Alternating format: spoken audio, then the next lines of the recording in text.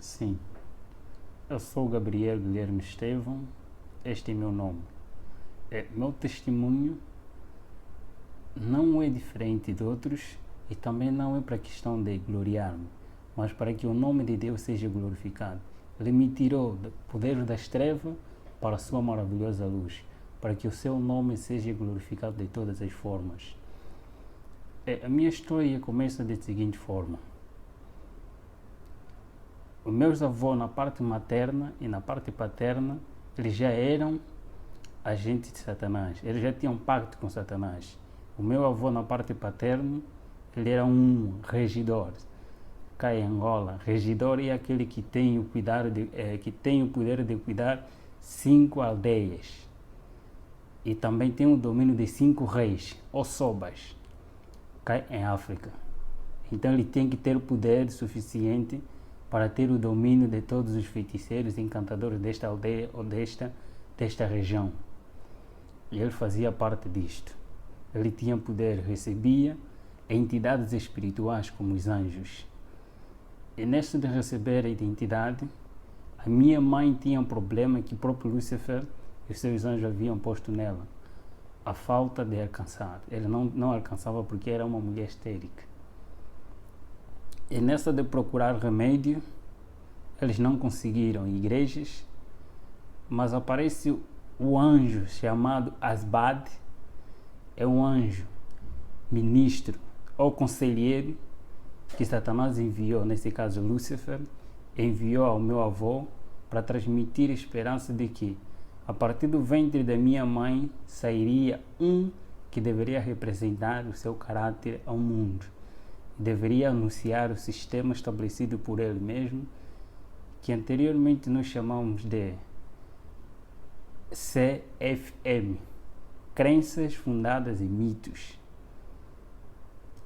E nesse sistema deveria ser espalhado como ele mesmo já vinha espalhando. O tempo foi passando,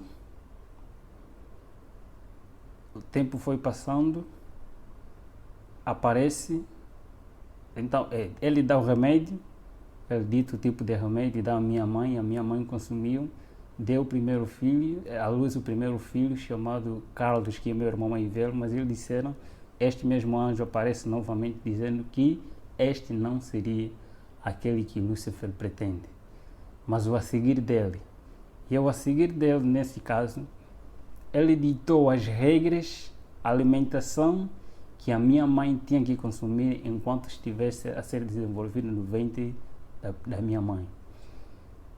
Então, a minha avó, que obedecia, que estava em contato com os espíritos, tinha que estar próximo da minha mãe, para cuidar dela na questão da alimentação, sem transgredir nenhuma regra.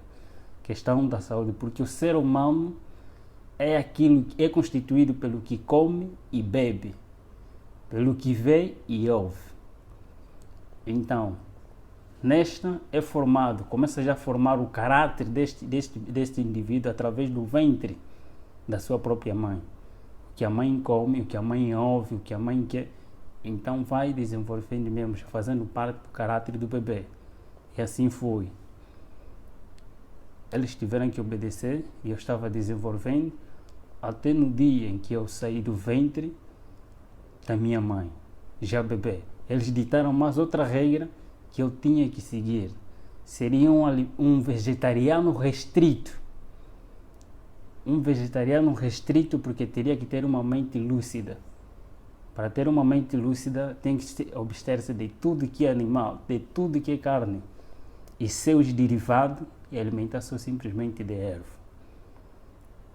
Eu nasci na província de Luanda, a capital de Angola, no bairro da Boa Vista, aí junto ao Miramar. Lá eu nasci, mas eles mesmos criaram uma doença enorme para mim. Meu pai naquela altura era homem de posse. Ele girou em muitos hospitais para a procura da saúde, não conseguiram, em nenhum hospital conseguiu curar-me. Então, obrigatoriamente, meus avós que estavam noutra província, na província do Uís, município de Alto Cauale, antigamente chamado Cangola, comuna de Bengo, bairro também de Bengo, onde estavam meus avós. A minha mãe foi obrigada a se deslocar desta província para uma outra província, dessa cidade para uma outra cidade.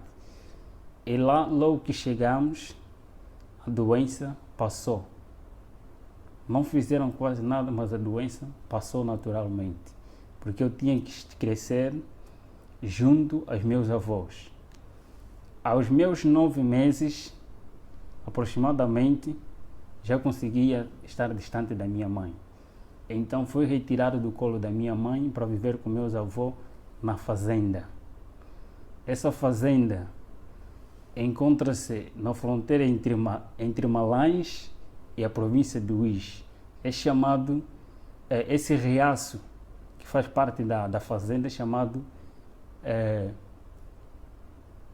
Quitoa. Essa é uma linguagem quimbundo. Quitoa é um rio que até agora existe e essa fazenda ainda existe até atualmente. É lá onde eu cresci, com meus avós, em companhia de anjos, porque eu tinha o privilégio de ver os anjos em todas as suas formas e manifestações. Eu cresci distante da sociedade humana para ter uma mente e um coração frio, uma mente liberta, uma mente livre. Tinha que viver com a natureza. Por causa da natureza eu deveria adquirir conhecimento e com a natureza deveria se adquirir muita coisa. E a alimentação também seria fácil ser um vegetariano restrito. Eu simplesmente consumia um tipo de suco. Esse suco era sangue de pessoa, que tinha que fazer parte de mim para se tornar um cruel. E eu fui ensinado de que eu sou Deus. E dentro de mim há um Deus. Sendo Deus, todos os seres humanos são objetos. E eles não merecem viver. Todos os seres humanos são objetos. E eles não merecem viver. Assim fui educado pelos anjos. Até os meus 6 a 7 anos, tive que sair da fazenda em que eu estava para entrar em sociedade, para viver com a sociedade agora. Fui retirado da fazenda, agora para a aldeia. E da aldeia eu podia ver, a partir do período noturno, as pessoas que voavam ao cumprir a missão, nesse caso, os feiticeiros, encantadores, nas suas viagens. Eu poderia os contemplar. Mas a minha missão eu era um reptiliano. O reptiliano é aquele que é usado como um canal. Esta pessoa canaliza, recebe os espíritos e ele fala, não ele, mas os espíritos a falarem por ele.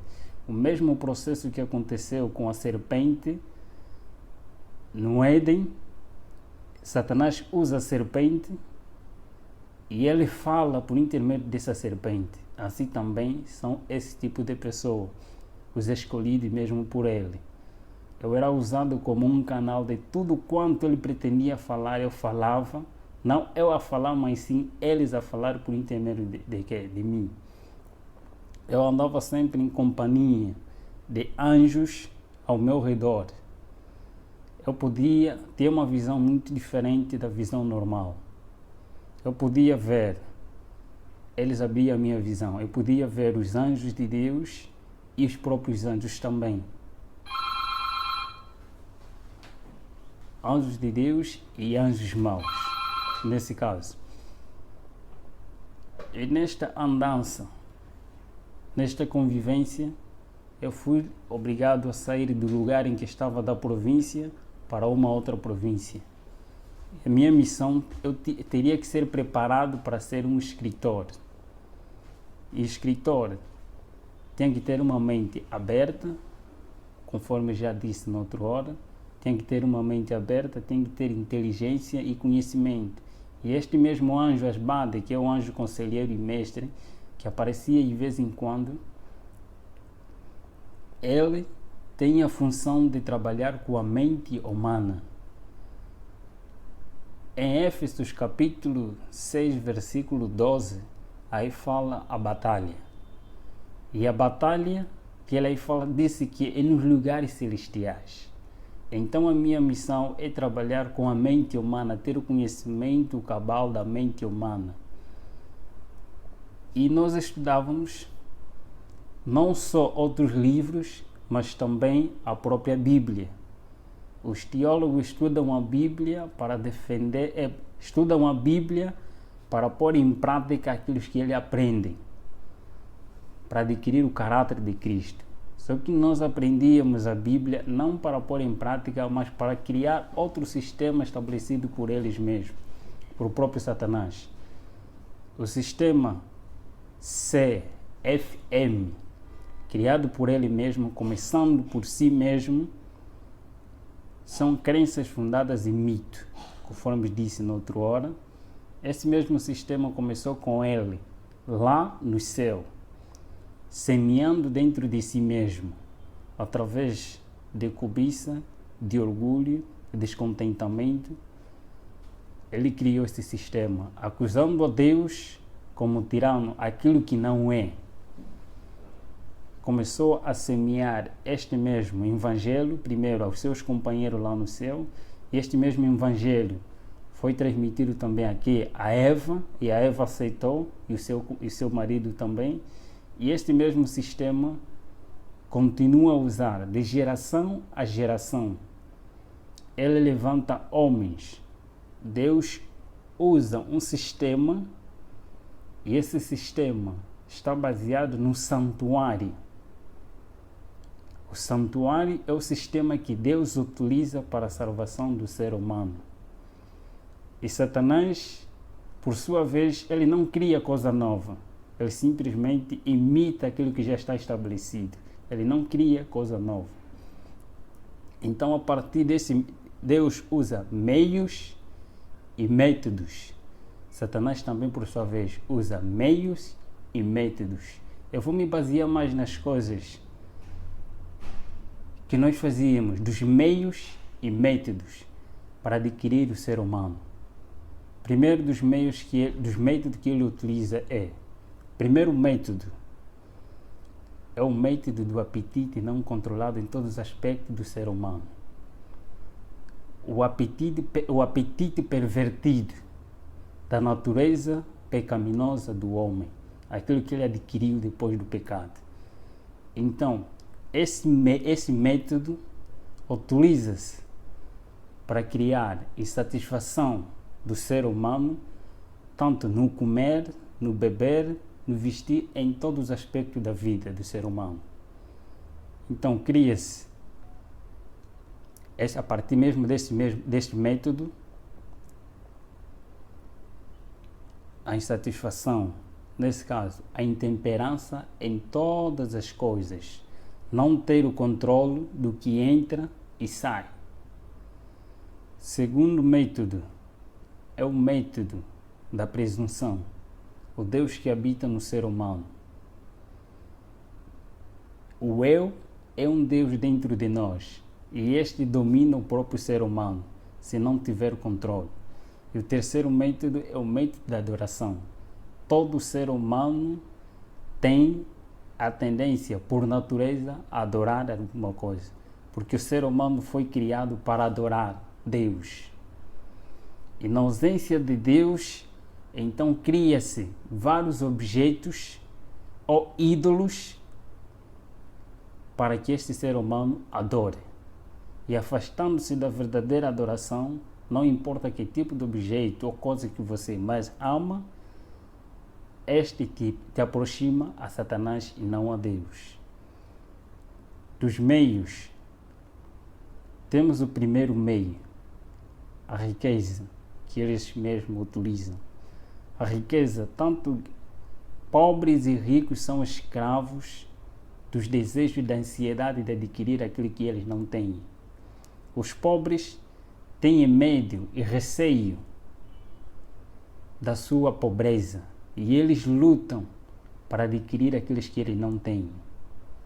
E os ricos, por sua vez, eles têm medo de perder o que têm e eles vão à luta, adquirir mais e mais para não perder o que têm e ter mais. Então todos eles tornam-se escravos de si mesmos. Insatisfeitos, a insatisfação toma posse das suas mentes e eles tornam-se escravos que não querem saber de quem os criou. Outro meio que é chamado a moda.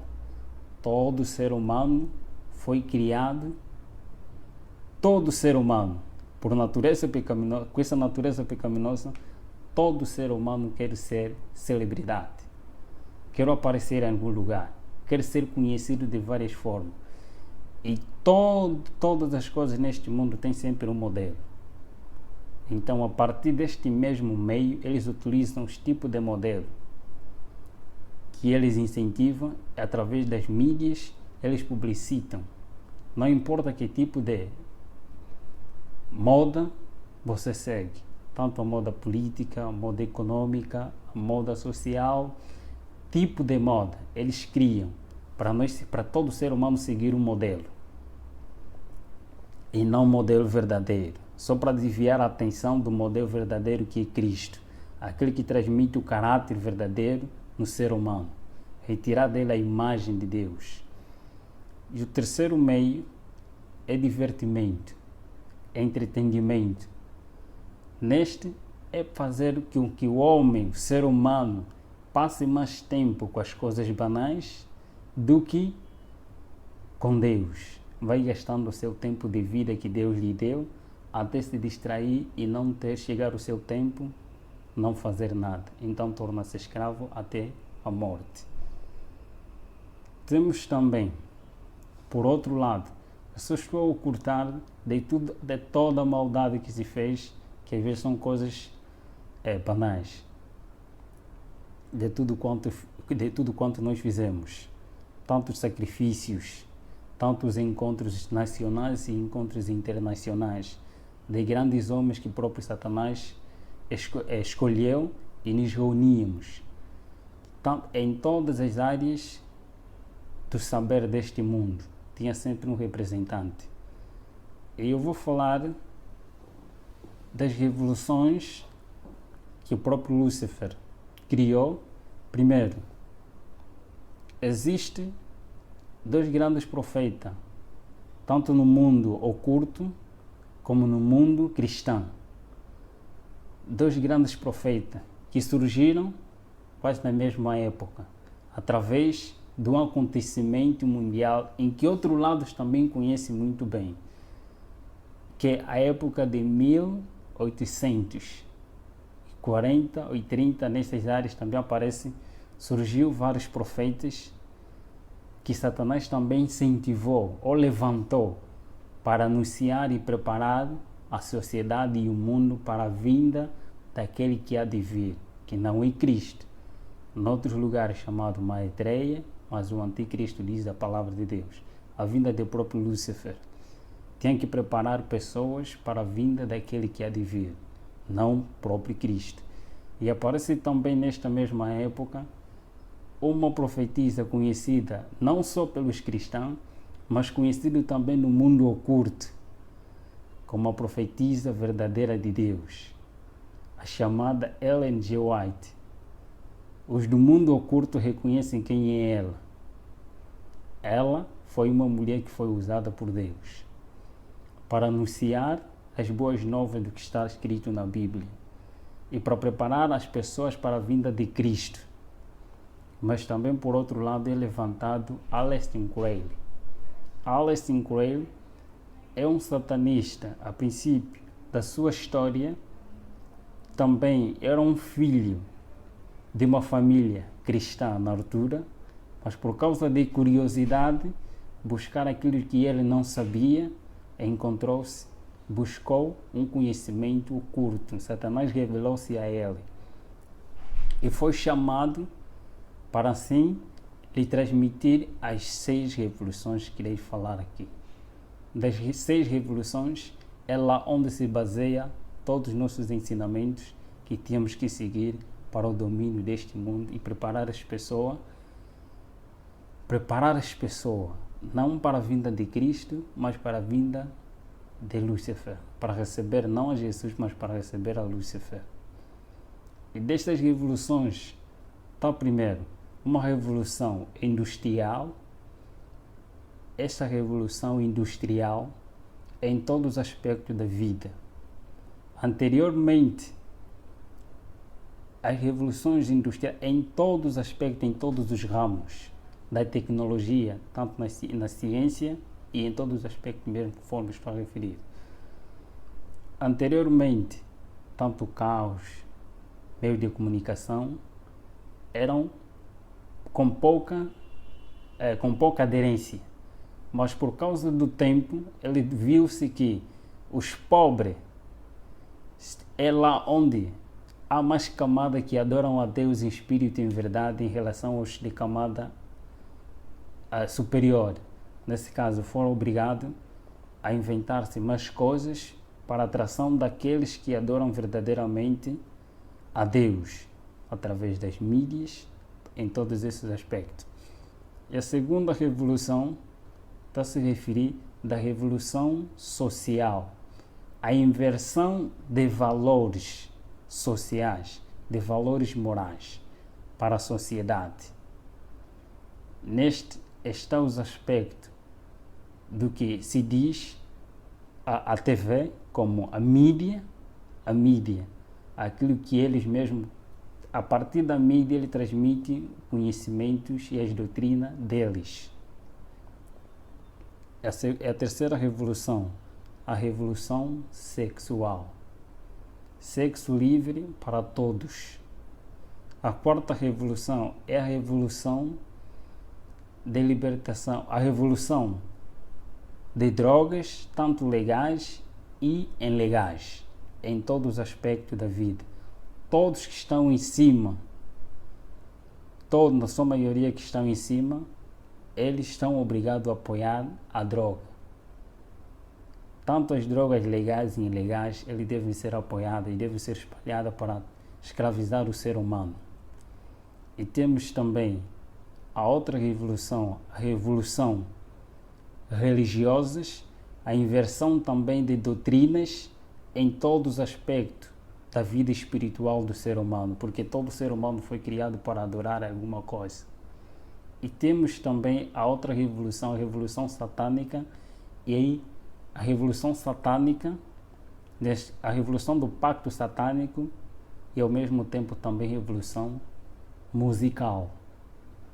Em todas essas revoluções, éramos obrigados a levar as pessoas, primeiro, a tirar as pessoas do mundo real para o mundo irreal. Nesse caso, é tirar as pessoas da lógica, do raciocínio aquele que Deus o criou, para adorar a Deus em espírito, em verdade. Quer dizer, que tem que passar por um culto racional. Ele tem que estar bem convicto do que está a fazer. Então, para um culto emocional. Tirar a pessoa do mundo real para o mundo irreal. Tirar a pessoa do culto racional para o culto emocional. As pessoas são elevadas através das emoções, achando que a santidade é uma emoção, é arrebatamento de sentimentos, mas na realidade a santidade é obediência a Deus, não levantamento de emoções. Então também tínhamos que obedecer a regra estabelecida mesmo por eles, dos homens, desses grandes homens. Primeiro, eu fui um aluno em todos esses meios, simplesmente fui um aluno a me preparar para ser um escritor. Eu sempre recebia a visita de homens e de entidades. Eu também tinha que, através do mundo político e também dos anjos, testemunhar coisas que eu irei revelar um pouquinho aqui. Por exemplo, a divindade satânica. A divindade satânica também está constituída por 3 etapas, por 3 grandes grupos. E nenhum anjo tem o poder e o privilégio de fazer o que o grupo de outros anjos nasciam fazem. Primeiro grupo de anjos maus, chamados espíritos amigos. Esses anjos têm o poder de se personificar qualquer ser humano que uma vez existiu neste mundo, sem deixar nenhum detalhes. E o segundo são os grupos, o segundo grupo é anjos de guerra, os guerrilheiros. Esses têm a função de criar guerra entre família, guerra entre amigos, guerra na sociedade e guerra entre as nações. Ele tem este privilégio. E o terceiro grupo, chamados os mais malvados existentes neste planeta, são os anjos opressores. Esses são os mais cruéis que trabalham nos laboratórios. Poucos deles trabalham nos laboratórios, mas muitos deles ainda estão encarcerados. Tarde ou cedo também serão libertos. Por isso que a Bíblia assim o diz, que aquele tempo que há de vir, quando esse um dia serem libertos, os mais cruéis dentre eles forem libertos. Esses trabalham nos laboratórios. E nós testemunhávamos como que esses laboratórios funcionam. Criando criaturas anormais, não aquilo que Deus fez, mas alterar a partir daquilo que Deus criou, fazendo um outro homem. Eles trabalham nos laboratórios para fazer todas essas coisas. E das revelações pelo qual eu testemunhei quanto à questão da perpetuação da imortalidade da alma, quando uma pessoa morre, existe num outro lugar. Tenho essa experiência vivida por mim mesmo, que eu mesmo testemunhei com meus olhos, foi de alguém, enquanto os seus familiares estavam na sua inocência, eles matam primeiro um animal e este animal é posto diante de todos, quanto é todos aqueles que não fazem parte deste mesmo pacto, eles vão ver como ser humano, vivo. Todos eles vão ver porque é hipnotizado a sua visão. Eles vão ver que é a mesma pessoa tal que faleceu, é mesmo ela, mas na realidade não é ela. É retirado essa pessoa para posto num outro lugar, é levado numa outra cidade. E ali as pessoas vão enterrar, a família vai enterrar esta pessoa, que é o animal na realidade, mas eles vão ver como uma pessoa é enterrado, na realidade enterraram um animal, mas não é a pessoa. A pessoa continua a viver num outro lugar. E quando eles querem anunciar que o fulano de tal está a viver em outro lugar como um escravo, está a viver como tal, ele aparece em forma conforme eles mesmos viam, carne e osso, mesmo ele. Mas na realidade, eles enterraram um animal, um objeto. São estas visões. Os laboratórios também, guerra que nós testemunhávamos, eles criam mesmo a partir desses que é tese e antítese. Cria-se dois grupos quanto à questão da guerra. Todos eles fazem parte do pacto. E desde que fazem parte do pacto, quando há guerra, há derramamento de sangue. Quando há derramamento de sangue, há sacrifício de pessoas. Então cria-se dois grupos, duas pessoas que têm o mesmo pacto. Um defende outra ideologia e outro defende outra ideologia. E criando dissensão, cria-se a guerra.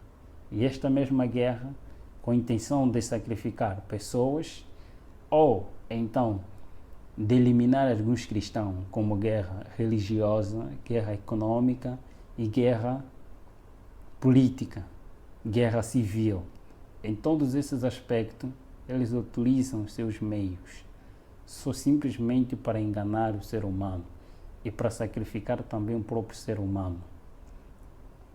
Em todos esses aspectos, todos que são escolhidos por ele, obrigatoriamente têm que ser vegetarianos, para serem usados como espírito, para serem usados como instrumento nas mãos de Lúcifer e ter uma mente lúcida. fomos muitos caminhos, muitos encontros dos sacrifícios. Primeira coisa, é chamado aquele morto-vivo. O combate nosso não era com os mortos-vivos, mas sim com os vivos. O processo de mortos-vivos, tanto nos filmes, nas histórias que eles mesmos criam, para revelar aquilo que eles vivem na realidade. História de terror, de vampiro, pessoas apresentando pessoas mortas, mas ao mesmo tempo estão a viver, contaminados. Então, eles contam as histórias bíblicas através de filmes. Acontece da seguinte forma: nós chamamos mortos-vivos todos aqueles que não têm Cristo em sua vida, como Senhor da sua vida, como Senhor e Salvador da sua vida. Então eles são cadáveres. Eles são mortos, mas ao mesmo tempo estão a viver. Porque quando Adão peca, Adão e Eva pecaram, eles foram destituídos da glória de Deus, foram destituídos da vida, mas eles continuaram a viver pela graça. E vivendo pela graça, sendo pecadores, cumprindo o que está escrito, ele vivia, mas ainda não tinha morte eterna, conforme a Bíblia dizia. Então todos estes que não têm Cristo são considerados como mortos, mas ao mesmo tempo vivos ainda. E todos aqueles que têm Cristo são considerados que têm vida. E eu fui educado, eu curtei tanto a história, eu recebia Lúcifer várias vezes, visitava-me várias vezes para se revelar quem ele era. E neste grande conflito, fui a pessoa mais infeliz do mundo. Fui a pessoa mais infeliz do mundo porque eu nunca sabia o que era paz. Eu não sabia o que é fazer o bem. Eu tinha um coração muito frio. Coração frio é aquele coração que não tem nem remorso, nem um ressentimento, mais cruel que um pedófilo, mais cruel que um psicopata. Eu tinha o temperamento de flegmático. Onde estava por natureza era tão calmo que ninguém podia desconfiar de mim, de que eu era satanista. Era tão calmo em todos os aspectos. Por natureza, tinha que ser mesmo assim. Melhor, até mais podiam bater-me, dar-me na cara, mas eu não poderia reagir naquele momento. Mas bastava dizer: elimine os próprios anjos, ou então eles comandavam pessoas consagradas também para esta área, para eliminar esta pessoa. Tarde ou cedo ele tinha que morrer. Só era tocado esse tipo de pessoa se porventura esta pessoa não estava com Deus. Nós não éramos permitidos a tocar num cristão, nem que seja só mesmo nas vestes dele. Não estou, qualquer satanista testemunha isto. E os próprios anjos testemunham isto. Ninguém é permitido, nem o próprio anjo de Lúcifer é permitido tocar as vestes de um santo, de um homem consagrado a Deus. Não pode, sem a permissão de Deus. Nesse mesmo grande conflito, eu podia ver a presença de um anjo de Deus afugentar 10, 20, mais do que isso. Só mesmo a presença de um afugentava muitos que eram nossos. E nessa questão, eu poderia sempre me interrogar: por que quando este aparece e estes somem? Se eles, quando eles estão em pé, os dois anjos, não vê-se nenhuma diferença. Se não tiveram a fazer nenhuma atividade, só mesmo em pé, não se vê nenhuma diferença entre anjo de Deus e anjos caídos. Todos têm a mesma luz, a mesma estatura. Não se vê nenhuma diferença. A diferença que se vê é através das suas atividades. Uns para o mal e outro para o bem do ser humano. E o campo de batalha entre o bem e o mal só consistia na mente humana, em ter o domínio da vontade humana. A mente humana. todos os meios que Satanás utiliza é só para ter o domínio da mente humana. E sempre que eu via nesses aspectos, primeiro, o homem, nas suas escolhas, nesse conflito, não é questão de poder, conforme às vezes mostra-se nos filmes, não é realidade. O conflito só existe quando o ser humano, o homem, escolhe por sua própria livre, espontânea vontade ser de Deus, Deus age e diz: este é meu voluntariamente, porque ele decidiu me escolher. Então ele aparece para proteger este indivíduo. E por sua vez também, quando o homem por si mesmo escolhe ser não de Deus, mas desobedecer a Deus, os anjos aparecem e clamam que este é nosso por sua espontânea vontade. E as orações de intercessão têm a seguinte função: quando um santo vai orando a favor de um ser humano, os anjos de Deus e os anjos do mal começam a cobrir esse ser humano, e por causa da oração de um ser humano semelhante de carne, começa a clamar a Deus. Então Deus aparece não pelo pedido deste indivíduo que está aqui, mas pelo pedido daquele que está ali, que tem a mesma semelhança, a mesma luta, aparece para acudir este homem. Deus, então, anjo de Deus aparece dizendo que este está a pedir socorro. E eu apareci porque o seu irmão está a clamar para que eu possa o libertar. E a escolha também depende do próprio indivíduo. Quando ele decide ser livre, então Deus o liberta. Mas quando ele diz que não quer, então também Deus não pode fazer nada. A luta é esta.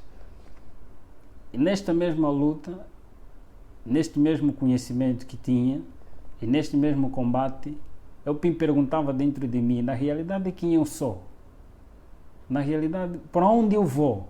Porque eu via todos aqueles que faziam pacto, não importa quem é, presidente de repúblicas, reis de reinos, em todos os aspectos da vida, eu via todos a submeter-se a Lúcifer.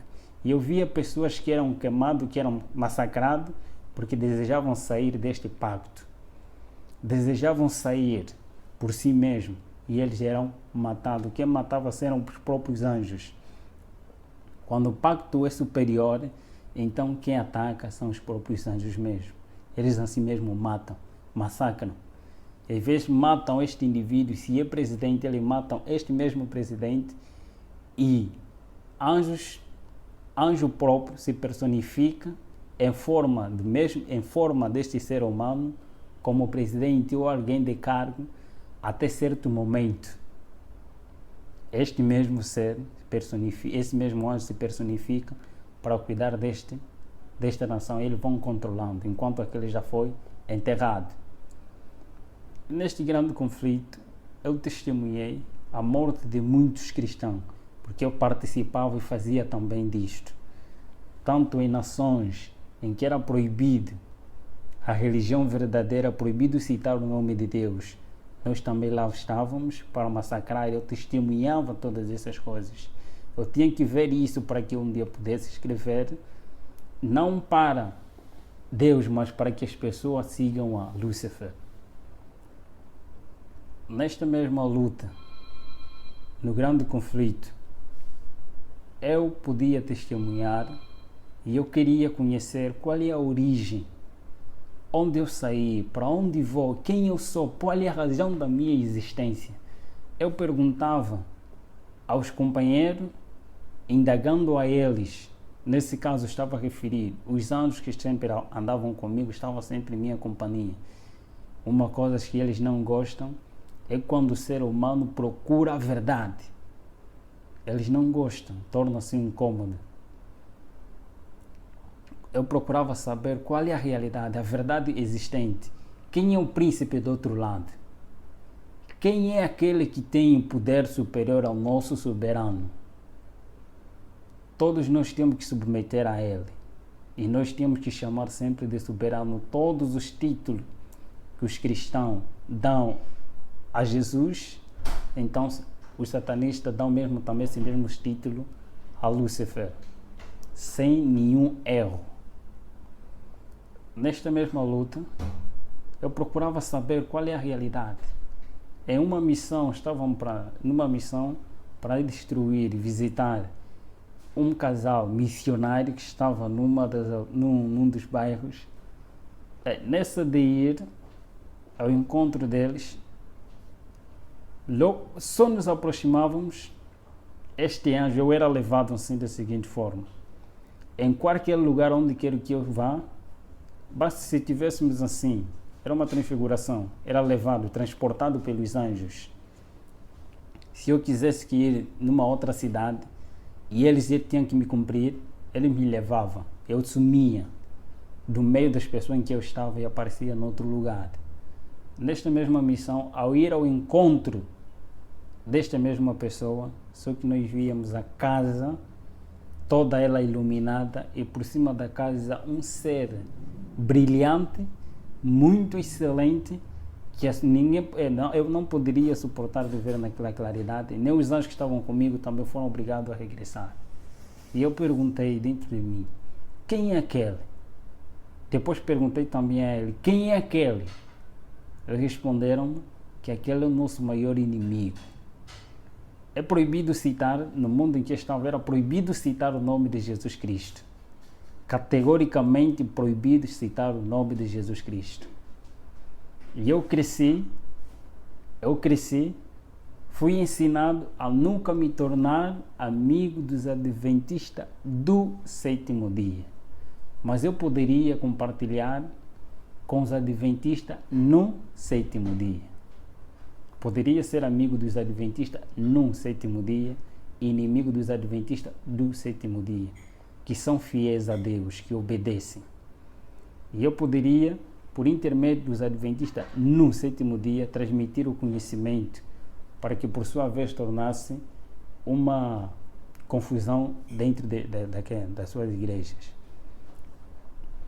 Nesta luta, eu procurava saber sempre, e um pensamento que sempre me incomodava: eu quero ser liberto. Mas eu sabia, se eu procurar sair, eu serei morto, serei um cadáver. Mas onde? Eu queria uma liberdade dentro de mim.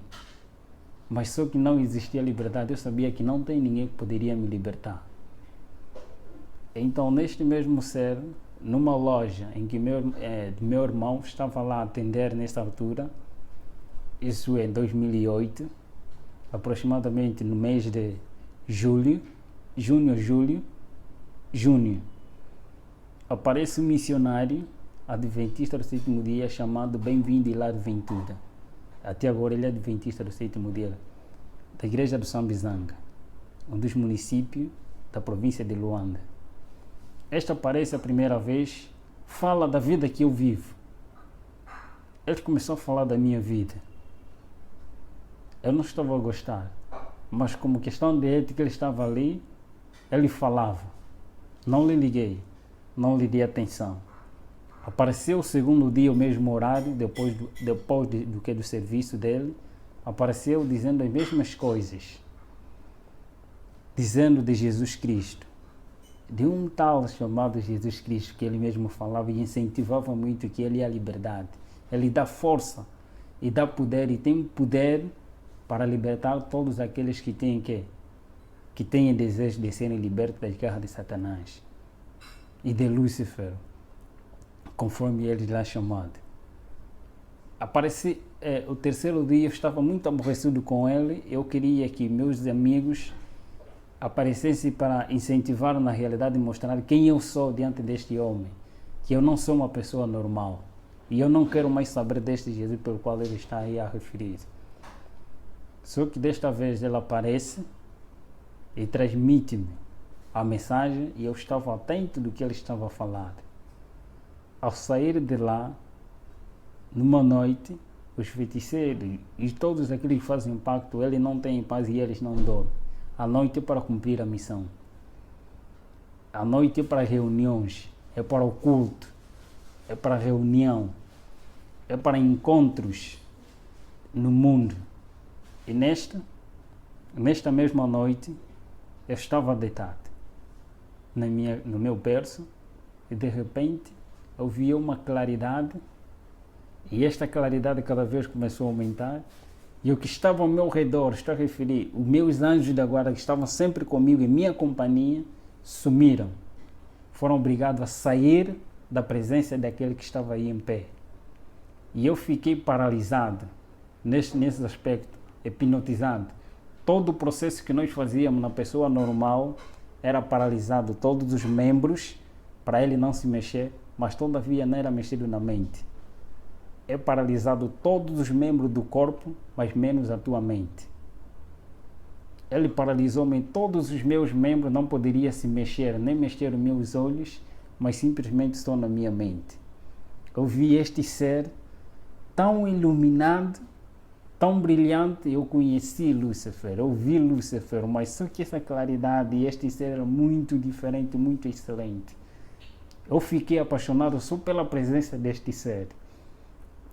Fiquei alegre, fiquei admirado com quem é este? Eu fazia a pergunta dentro da minha mente, porque não poderia mexer os meus membros. Eu comecei a fazer tantas perguntas a ele. Você sabe quem eu sou? Por que você me apareceu? Quem és tu? Todas essas perguntas, ele calmamente, com uma natureza tão mansa e humilde, como nenhum outro ser que eu conheci até aquele momento, nunca vi semelhante àquele. Ele ficou tão calmo, fiz todas as perguntas que estavam na minha mente e ele começou a responder. Disse-me, primeira coisa, eu te criei para algo melhor. Este é meu sonho, escrever um livro com este tema. Deus me criou para algo melhor. E ele disse-me, tenha paz. São as palavras que vinham como um poder. Parece que foi retirado toda a escama, todo o coração frio e escuro foi retirado. E em mim veio paz que eu nunca tive desde a minha inocência. Eu adquiri paz. Eu senti a presença de alguém que tem que preencher o vazio da minha alma, que é a minha necessidade. Que eles mesmos tiram a necessidade do ser humano para dar-lhe o querer. A necessidade do ser humano é Cristo. É retirado essa necessidade e posto lá o querer, os desejos que são insatisfeitos pelos seus meios e métodos. Nesta, ele começou a falar comigo. Ele começou a dizer que eu te criei para algo melhor. Eu sou aquele pelo qual você veio a combater. Eu sou aquele pelo qual eu permiti com que você matasse todos os meus servos, para que você mesmo, por si mesmo, testemunhasse quem eu sou. Você matou fulano de tal, você matou isso. Ele começou a detalhar-me. Eu disse sim, na realidade assim eu fiz. Ele começou a contar minha história da redenção, começando da história que eu já conhecia, mas contado de uma outra forma, ele estava me contando de uma maneira correta. A história da redenção. Como é que Lúcifer caiu? Antes de Lúcifer cair, como é que ele caiu? Os mesmos sentimentos, tudo. Eu sabia dessas coisas e ele estava me fazendo lembrar de tudo isso. Ele disse, do outro lado, eu não vou falar porque você testemunha da vida que você vive, mas eu vou falar quem eu sou. Contou minha história toda, até o momento que ele morre na cruz e ele mostrou-me as suas mãos.